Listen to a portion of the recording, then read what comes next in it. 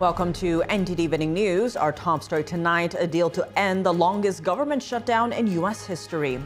A group of moderate Democrats have now joined Republicans in an effort to reopen the government. What's next? Luis Martinez has the latest from Capitol Hill. The Supreme Court declines to overturn a 10-year-old ruling on same-sex marriage, plus a ruling on mail-in ballots, and oral argument on a matter involving religious freedom. Arlene Richards reports.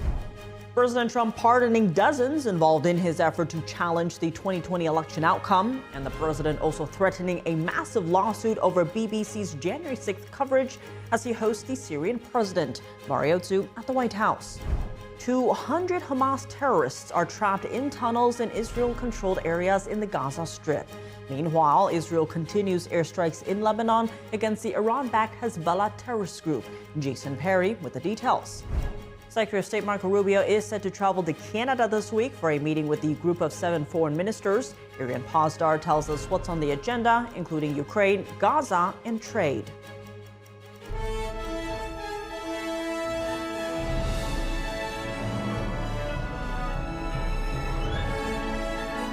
This is NTD Evening News, live from our global headquarters in New York City. Here's Tiffany Meyer. Good evening, and thank you for joining us tonight. The Senate is set to vote on an amended continuing resolution after a group of moderate Democrats joined Republicans to pave the way to end the government shutdown. Our Washington correspondent, Luis Martinez, has the details. This is genuine. I mean this sincerely. We applaud the 7 Senate Democrats and 1 independent senator who did the right thing. They decided to put principle over their personal politics. The deal reached over the weekend includes an amended continuing resolution that would fund government through the end of January 2026. It also includes a trio of appropriation bills to fund Agriculture Department, the Legislative Branch, Military Construction, and Veterans Affairs through fiscal year 2026. I understand that not all of my Democratic colleagues are satisfied with this agreement, but waiting another week or another month wouldn't deliver a better outcome. It would only mean more harm for families in New Hampshire and all across the country. The deal would also ensure the Supplemental Nutrition Assistance Program would be funded through the end of fiscal year 2026. Senate Democrats who voted in favor of the deal have defended their posture despite Democratic leadership publicly opposing the bill. My vote today was to do 2 things, both equally morally important and imperative. One is to make sure that the government is functioning and continue the fight to a realistic platform to get the premium tax cuts done. Senate Republicans have promised, as part of the deal, to have a vote on the extension of the ACA healthcare subsidies before the end of the year. As I assessed it, there was 0 chance of dealing with the ACA issue as long as the shutdown continued. Now, I don't know, 50-50? The House of Representatives would still have to vote on the amended bill, and Democratic leadership in the House has already signaled that they will oppose it. At the very moment that they do that final vote, I will call all House members to return to Washington as quickly as possible. We'll give a 36-hour formal and official notice. It doesn't change the core problem here, which is we need to decisively address the Republican health care crisis.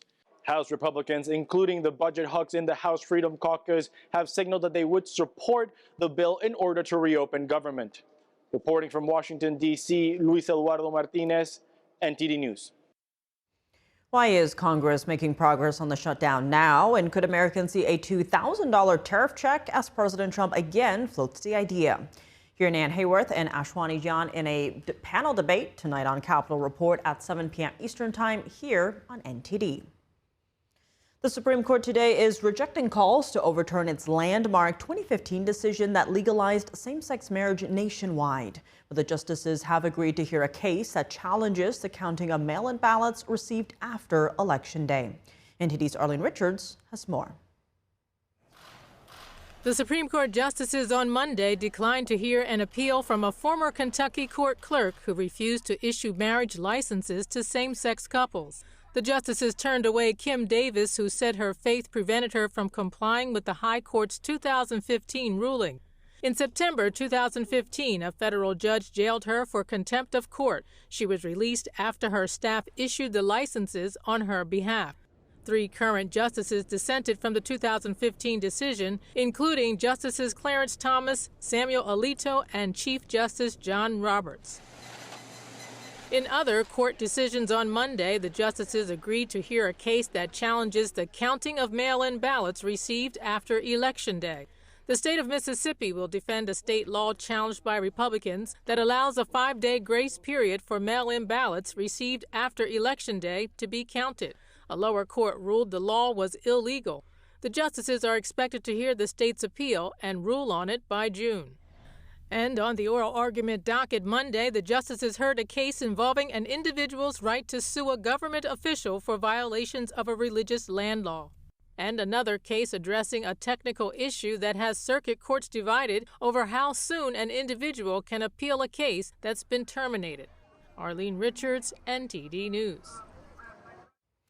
President Trump pardoning over 70 people involved in his effort to challenge the outcome of the 2020 election. And the president also threatening to sue BBC for $1 billion for editing a speech he made, making it appear he was inciting violence. We now go live to NTD's Washington correspondent Mari Otsu, who's at the White House. Good evening, Mari. What is the latest on the pardons President Trump is making? Tiff, good evening. Yes, President Trump today is granting pardons for dozens of figures involved in his effort to challenge the results of the 2020 election.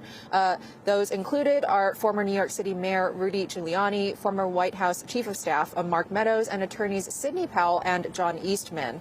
Back in June, President Trump had called for a special counsel to investigate the 2020 election results after FBI Director Kash Patel had said that the Chinese Communist regime may have colluded to influence the race. Patel said in June that the FBI had located documents which detail, quote, alarming allegations related to the 2020 U.S. election, including allegations of interference by the CCP.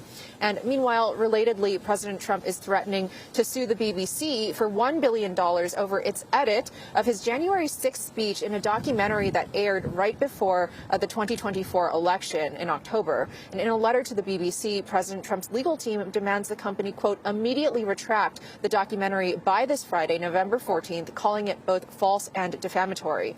Now, let's take a look at the edit by the BBC versus the original clip. Watch. We're going to walk down to the Capitol, and I'll be there with you, and we fight. We fight like hell. We're going to walk down to the Capitol, and we're going to cheer on our brave senators and congressmen and women. This is coming as the CEO and the director of the BBC resigned on Sunday. And on Monday, the chair of the BBC apologized for editing the video, but rejected claims of bias in the BBC's reporting. Tiff? A lot to look out for there for sure. And Mari, on another topic now, what can you tell us about the Syrian president's White House visit today? Sure, Tiff. So President Trump Monday morning met with Syria's President al-Shara. This was the first time a Syrian president has ever visited the White House. And the White House says that President Trump is meeting with him to push for peace in the Middle East. And in a major turnaround for Syria, al-Shara is pledging to formally enter Syria into the anti-ISIS campaign led by the U.S. Here's President Trump after his meeting today. Watch. He's a very strong leader. He comes from a very tough place, and he's a tough guy. I liked him. I get along with him, the president. We have peace now in the Middle East, first time that anyone can remember that. And we want to see Syria be successful along with the rest of the Middle East. So I have confidence that he'll be able to do the job. Al-Shara was formerly the leader of the U.S.-designated terror group al-Qaeda before breaking ties with the group in 2016. Al-Shara led the forces that toppled the Assad regime, the totalitarian dictatorship governing Syria, last December. And he's since vowed to transform Damascus. And we paved the way for the return of refugees. Accordingly, Syria has transformed from an exporter of crisis to an opportunity for peace for Syria and the region. The U.S. sees its support for al-Shara, including by lifting all of the sanctions on Syria, as essential to reducing Iran's influence in the country and for preventing the Islamic State from reorganizing. Tiff, back to you. All right, Mario, thanks for those updates. In the Gaza Strip, about 200 Hamas terrorists are reportedly trapped in tunnels in Israeli-controlled areas. Hamas has called on Israel to let them leave, but Israel has not yet responded. NTD's Jason Perry has the details. About a month ago, Israeli forces withdrew their troops from the Gaza Strip in accordance with the Gaza peace plan brokered by President Trump. And according to the plan, Israeli troops pulled their forces back behind this yellow line. And on Monday, Israel said they shot and killed 2 terrorists in separate incidents after they crossed the yellow line and approached Israeli troops in a threatening manner. At the same time, about 200 Hamas terrorists are still in tunnels in areas controlled by Israeli forces in the southern Gaza Strip. Hamas has demanded that the terrorists be allowed to depart, but Israel has not yet agreed to let them leave. Israel's government spokeswoman on Monday commented on the situation after a journalist referred to the terrorists as fighters. Right now, they are actually not fighters. They are terrorists in that tunnel, and Turkish propaganda cannot change the fact that they are terrorists. Terrorists who are with Hamas. Even Hamas admits its tunnels are for its terrorists and not for its people. But regarding that, I don't have much information to share with you. On the same day, Trump's son-in-law, Jared Kushner, met with Israeli Prime Minister Benjamin Netanyahu. Israel reports that the two discussed Phase 1 of the Gaza peace plan, which includes returning the bodies of the 4 remaining deceased hostages. They also discussed Phase 2, which includes the disarmament of Hamas and the establishment of an international stabilization force. A resident in the Gaza Strip shared his thoughts on the situation. The future is bleak and uncertain. Given our current situation, things remain as they are. Truce, no truce. We do not see a truce. The war is ongoing and the horizon is dark. We see the country's situation as very difficult. Meanwhile, across Israel's northern border in Lebanon, emergency crews responded to the scene of a reported Israeli airstrike. On the same day, Israeli forces said they killed a terrorist who was smuggling weapons belonging to the Hezbollah terrorist group across different areas in Lebanon. The United States Treasury Department recently reported that Iran had transferred over $1 billion to Hezbollah in the past year. However, the Lebanese army says they're confident that they can declare southern Lebanon free of Hezbollah weapons by the end of the year. Jason Perry, NTD News. Secretary of State Marco Rubio is said to travel to Canada this week to join the Group of 7 foreign ministers and discuss the Russia-Ukraine war, among other things. And Ukraine's Anti-Corruption Bureau says it's conducting a large-scale investigation into the country's energy sector. NTD's international correspondent, Arian Pozdar, has more. Secretary of State Marco Rubio is scheduled to travel to Canada for a G7 meeting this week. He intends to discuss President Trump's efforts to bring peace to Ukraine and Gaza. Rubio is also expected to talk about security in Haiti and Sudan, maritime security, critical minerals, and global supply chains. The meetings will take place on Tuesday and Wednesday in Ontario, Canada. G7 members are working to unite behind a plan to counter Russia's invasion of Ukraine. Kiev is continuing to seek more weapons from the US, while President Trump urges Ukraine to cede territory to Russia in order to end the fighting. And Ukraine's Anti-Corruption Bureau says it's conducting a large-scale investigation into the country's energy sector. The Bureau alleges kickbacks in transactions involving Ukraine's state nuclear power operator. Ukraine's energy minister commented on Monday. I hope and am confident that the investigation will be conducted objectively, without prejudice, within the framework of the law, and appropriate decisions will be made based on the results of this investigation. The country's Anti-Corruption Bureau says the officials conducted a kickback scheme of $100 million involving the state nuclear power company. The energy minister says she's, quote, unfamiliar with the details of the investigation. And a video from the Ukrainian government shows the moment the power went out during an interview with President Volodymyr Zelensky over the weekend. Electricity is gone. Yeah. Ukraine later said the blackout was power cut related. Russia launched a wave of attacks against energy facilities in Ukraine over the weekend, which led to widespread power outages across the country. Arian Pastar, NTD News. Coming up, a powerful Arctic blast is bringing widespread snow and icy conditions across the U.S. Millions are under alerts as freeze warnings stretch from the Midwest to the deep South. And a cancer risk label has been removed from a once widely used menopause treatment. Jason Blair has the update from the Department of Health and Human Services when we come back.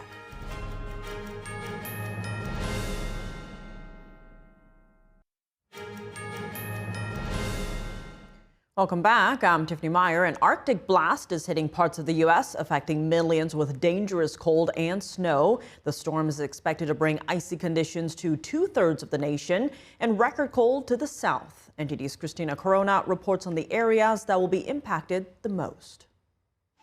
Over 155 million people are under weather alerts as an Arctic blast moves across the country, bringing frigid temperatures from the Midwest to the Northeast. The cold air, which broke off from the polar vortex over Canada, is setting record lows from the Midwest to the deep South. Chicago and Western New York have already seen near whiteout conditions, forcing several school closures. Up to 1 foot of snow has fallen more than 50 miles south of Chicago, and totals north of the city from far northeast Illinois into southeast Wisconsin have topped 10 inches. New York Governor Kathy Hochul has activated emergency preparations, urging residents to stay off the roads and check on vulnerable neighbors. So far, northwest Indiana and parts of Illinois are being hit the hardest, with snow totals topping 12 inches in Cedar Lake and Moments, and several nearby areas reporting up to 10 to 12 inches, according to the National Weather Service. Freeze warnings stretch as far south as Texas, Alabama, and Florida. Temperatures could also drop into the 20s and 30s in parts of Florida. Forecasters say the Arctic air will linger through midweek before conditions slowly begin to improve. Christina Corona, NTD News.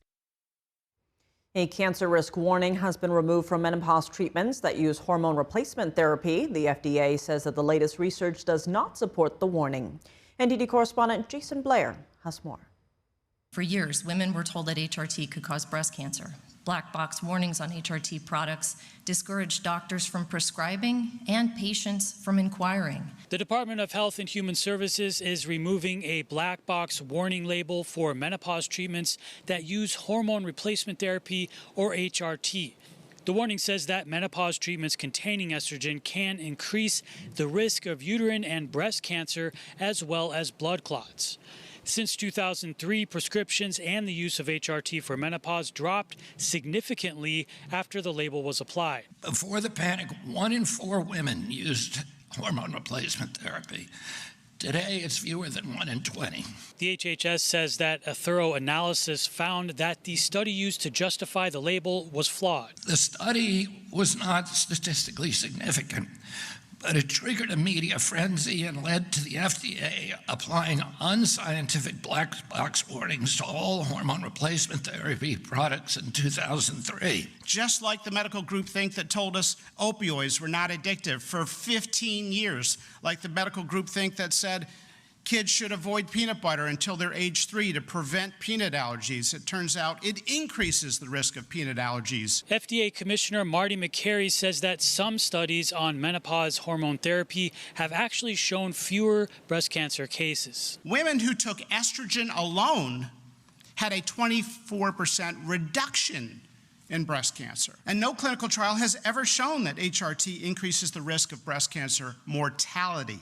Dr. Makary says that the correction is part of the administration's goal of restoring the public's trust in the health department. We believe in evidence, science, patient choices, and restoring the doctor-patient relationships. The way that we restore the damaged public trust is by showing some humility. Reporting from Washington, D.C., Jason Blair, NTD News. Coming up, President Trump threatens to sue the BBC for $1 billion. It comes after revelations the BBC edited Trump's January 6th speech in such a way that it appeared Trump was encouraging violence. Bill D'Agostino from MRC Newsbusters joins us to discuss after the break.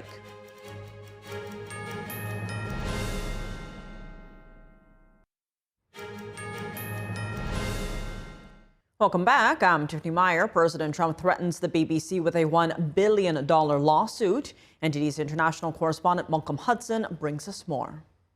President Trump has threatened to sue the BBC for $1 billion after it was revealed the BBC selectively edited one of his speeches. It comes after an internal memo leaked to the Daily Telegraph newspaper exposed a string of failings by the BBC, including edits of a speech made by Trump in Washington, D.C. on January 6, 2021. The BBC's flagship Panorama show was found to have edited two parts of the speech together to make it appear Trump had encouraged the Capitol breach later that day. They played the following clip. We're going to walk down to the Capitol, and I'll be there with you, and we fight. We fight like hell. But that is not what Trump said in the unedited version. Right here, we're going to walk down to the Capitol, and we're going to cheer on our brave senators and congressmen and women. The fight like hell line came a full 54 minutes later. Trump's legal team is calling for a retraction, apology, and compensation by Friday. They said the BBC edited out Trump's call for supporters to, quote, peacefully and patriotically make your voices heard, and accused the BBC of maliciously making it appear that Trump said things he never actually said, in turn misleading tens of millions of viewers worldwide. Trump's legal team claimed Trump suffered overwhelming financial and reputational harm as a result. The BBC said it had received a letter threatening legal action and that it would respond in due course. On Sunday, the BBC's Director General Tim Davie and CEO of News Deborah Turnus both quit following the revelations. Former BBC director Danny Cohen lamented the situation. It's not just that the Trump video was faked, it was the fact that Mr. Davie and Ms. Turnus knew that it was faked for the last 6 months. They attended a meeting 6 months ago in May 2025 when it was discussed, and they did nothing about it. They remained silent. The Panorama episode in question was broadcast a week before the 2024 US election. Reform UK party leader Nigel Farage claimed it amounted to election interference. Well, if I was the President of the United States of America, if I was the person making sure that the United Kingdom had security guarantees that meant that it could be defended, whereas on its own it would be helpless, and I'd been stitched up on the eve of a national election. I mean, people talk about election interference. What the BBC did was election interference. BBC Chair Jim Shah apologised for what he called an error of judgment. The apologising is for the way the team edited President Trump's speech to his supporters on January the 6th. The British government has said the BBC is not corrupt nor institutionally biased, adding the BBC must champion impartiality. Trump previously settled a defamation case against ABC News after an anchor falsely said Trump had been found liable for rape.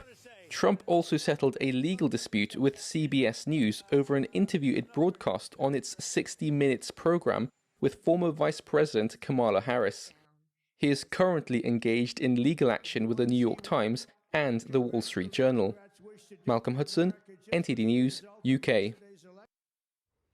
And joining us now to discuss is Bill D'Agostino. He's a senior research analyst at MRC Newsbusters. Bill, thank you so much for joining us. President Trump is now threatening legal action against the BBC for selective editing of his speech on January 6th. Now, the BBC has apologized for what it calls an error in judgment, with top bosses resigning. What do you make of all of this so far?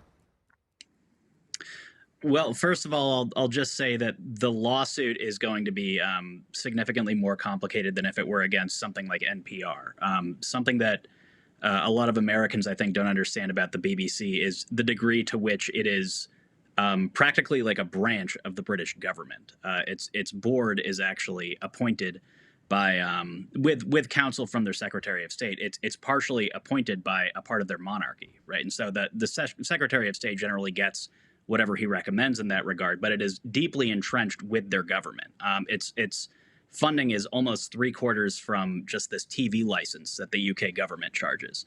And so if you're going to sue the BBC, that's very different than suing something like NPR, which is technically speaking an independent corporation, although it's heavily dependent on government funds, or at least it was before the rescissions package. The BBC you'd basically be suing the British government itself. Be fascinating to see how that plays out. Now, it's not just January 6th. A Daily Telegraph report pointed to major failings in the BBC's coverage of several issues, including the Israel-Hamas war and transgender topics. Now, given that the BBC has a global reach of 450 million weekly views on average, how damaging can journalistic errors like this be? Well, I'd hesitate to call it an error, really. I feel like the only error on the BBC's part was that they got caught in this instance. I mean, they've made no secret at all that they have a very open animus towards Trump and towards conservatism writ large, not just in the United States, but of course in the UK as well. They are, I would say, probably one of the most biased global outlets that exist. And so if they're going to take any kind of hit to their credibility as a result of this, I would argue that that's nothing but upside, because it's going to make people realize the degree to which the BBC actually tries to obfuscate the truth for many of their viewers. Now, we saw that after President Trump sued CBS over the Harris interview and reached a settlement for $16 million, they also released the full transcript for the interview with Trump. Now we're seeing big editorial moves from CBS by hiring Barry Weiss. Do you see a change coming in the way media does reporting now, with more transparency to its viewers? Well, something that's encouraging with CBS specifically, and I believe this happened actually before Weiss came in, is they announced that they're going to go to a completely tape to live or just only live format for all of their interviews with politicians or administration officials, which I think is very important, because often people are left scratching their heads wondering, okay, what did they cut out, or how sutured together really was this? CBS has had a pretty big problem with that specifically, actually.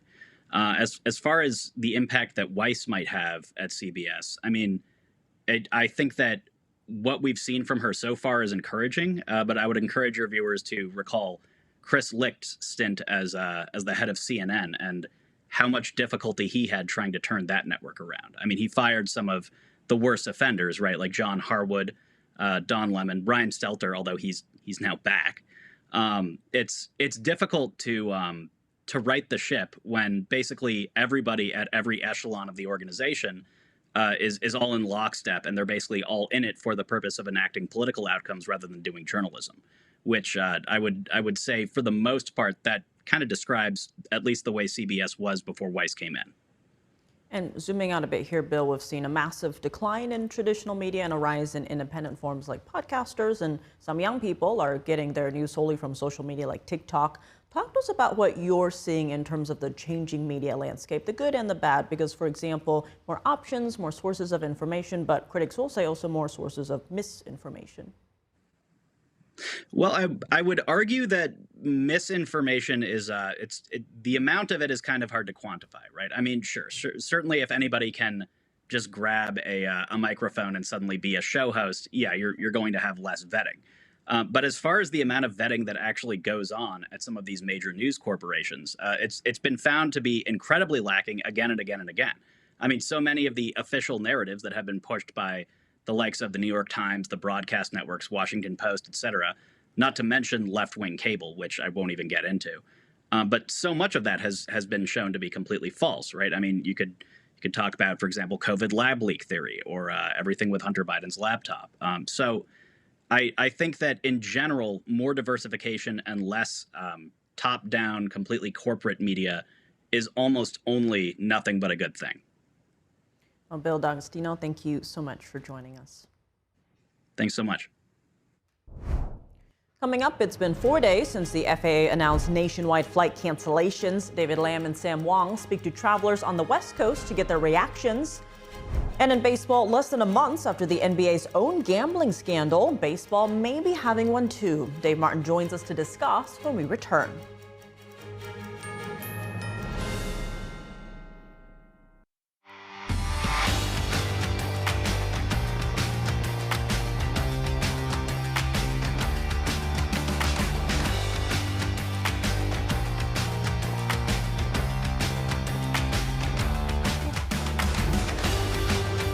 Now for your sports news, we're joined by NTD's Dave Martin. Dave, plenty going on right now, but let's start in the NFL, as the New York Giants have fired head coach Brian Daboll. Now, there's been speculation on whether they'd fire their general manager as well. Was that addressed? Yeah, Giants co-owner John Mara said general manager Joe Shane will stay on, setting a nucleus of good young talent they have there. And he's right, you know, they've got rookies Jackson Dart at quarterback, Cam Scatterbo at running back. They've got second-year wide receiver Malik Neighbors, maybe the best of the three. Now, as for Daboll, though, he went 20, 40, and 1 in his 3+ seasons as head coach overall. This year, they were just 2-8. They lost 4 straight. Yesterday, they lost to Chicago despite having a 10-point lead with just under 4 minutes remaining. It actually marked the second time this year that happened. It's just the second team in NFL history to have that mark, a mark, of course, that you do not want. So outside of Daboll's first season back in 2022, when he led them to the playoffs, he has not really been winning. But I also think the success of former Giants quarterback Daniel Jones in Indianapolis this season really didn't make him look that good at all either. I mean, Daboll benched him last year, then they released him late in the season. This year for the Colts, he's number 1 in passing yards and top 10 in a number of other categories there. He's really looked great. So I really think Shane, S-C-H-O-E-N is how you spell Shane. I keep saying Shone. Shane, though, hired Daboll just a few weeks after he was hired himself in 2022. So you wondered if those two were going to be kind of joined at the hip together, but it looks like Daboll is going for now. Is this how you get all the names? Shifting gears to baseball, though, 2 players for the Cleveland Guardians have been charged by federal prosecutors in an alleged scheme to rig individual pitches in order to win money for gamblers. What's going on here? Yeah, this case looks very similar to the one that rocked the NBA just a few weeks ago. Now, federal prosecutors have alleged that Cleveland Guardians pitchers Emmanuel Clase and Luis Ortiz arranged with bettors to throw certain pitches for balls, outside the strike zone, so that the gambler could place prop bets. Now, according to the indictment, starting in May 2023 with Clase and then June 2025 with Ortiz, the bettors won nearly $500,000 while the players received kickbacks. Now, these two were already placed on baseball's non-disciplinary paid leave this past summer by Major League Baseball after betting firms flagged unusual betting activities on a couple of Ortiz's pitches. This isn't a total surprise. Now, if they're convicted on all counts, the two could face each 65 years in prison. Now, the players have denied the charges via statements by their lawyers. Now, even if the feds are unable to get a conviction, baseball will do their own investigation looking at the evidence. If they think they're guilty, these two could be looking at permanent ban from baseball. Of course, remember Pete Rose being banned in 1989, and they never went back. He unfortunately passed away before Trump actually exonerated him, you could say, or what is it called when he does pardoned him? That's it. But he was not allowed in the Hall of Fame at all. So baseball takes this very seriously too. Well, elsewhere in the game, a pair of Japanese baseball stars may be heading to Major League Baseball. Yes, Japanese pitcher Tetsuya Imai will soon be a free agent after his team, the Cebu Lions, said they'd begin the process of making him available, cold posting. The 27-year-old had a 10-5 record with a 1.92 ERA in Japan. He's a right-hander with a very good fastball. Also, Japanese star third baseman Munetaka Murakami has reportedly already started the posting process on Friday. Now, he's a 25-year-old third baseman who broke the single-season Japan record for most home runs in a season with 56 back in 2022, and he would have only been 22. Now, players from Japan's leagues have 45 days to reach an agreement with a Major League Baseball team after being posted. Now, this has become a pretty big deal, of course, after the success of Shohei Ohtani, among others. I mean, Yoshinobu Yamamoto as well was just named MVP of the World Series for the Dodgers. Unfortunately, Tiff, only the high market teams can really afford these guys. So my Royals will probably be standing back and watching them sign elsewhere as it happens. But the best teams will get some more good Japanese players on them. Probably going to the Dodgers. Who are we kidding? All right, well, looking at college basketball news, Houston has leapfrogged Purdue to take over the #1 spot in the AP poll. Yeah, it's a very close vote at the top here. Both teams are 2-0. Purdue actually has more first-place votes than Houston, but the Cougars were from second to first after beating Lehigh and Towson this past week. Purdue, meanwhile, kind of struggled, albeit in a win over Oakland. Now, interestingly, Houston will actually face Oakland on Wednesday, so we'll see how good they really are. Meanwhile, at 3, 4, and 5, you have UConn, Duke, and Arizona. Arizona moved up 8 spots after beating defending champion Florida this past week. And Arizona's got another big game this week against former Pac-12 rival UCLA, who's ranked 15th themselves. Now, meanwhile, Purdue can kind of redeem themselves with a win against 8th-ranked Alabama on Thursday. Crimson Tide moved up 7 spots after beating St. John's Saturday at Madison Square Garden. Meanwhile, the Red Storm fell from 5th to 13th after the loss. You got all that? That was a big fall. there's a lot of moving parts here. It's the second poll of the season, so there's a lot of moving parts. You know, maybe the preseason one where it's a whole bunch of guesses. Then once they start playing, we make a whole bunch of shuffle here. So that's how the shuffle is right now, Tiff. You got it. I have to start creating some cards for this. Well, Dave, as always, thanks for joining us. Thank you. Air traffic controllers have been in high demand because of the government shutdown, resulting in impacts on many flights throughout the country. NTD's David Lamb speaks with passengers at San Francisco International Airport for their reactions. This is day 4 after the FAA said that many flights will be canceled as a result of the government shutdown. On Sunday, more than 2,600 flights were canceled, making it the 4th worst day for cancellations ever since 2024. Now, that's according to Cirium, an aviation analytics company, and over 60% of flights left on time. 30% had delays of more than 30 minutes. Here at the SFO, San Francisco Airport, people have told me they were concerned and anxious about having their flights impacted. But as of Monday, so far so good. Things seem to be going smoothly here. Yeah, I think the flight was fairly fine. There were no delays in the flight, but the airport had a massive rush. I had to check in my luggage, and I think the entire system at JFK was down since 5 in the morning. My flight was at 9:30.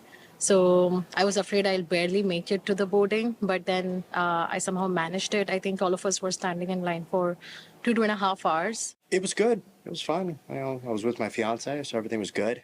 Well, it's just a weight off your chest knowing that what you experience is different from what everyone's talking about. We left 3 hours earlier just to make sure we got through TSA and everything, just because we heard about less employees, so.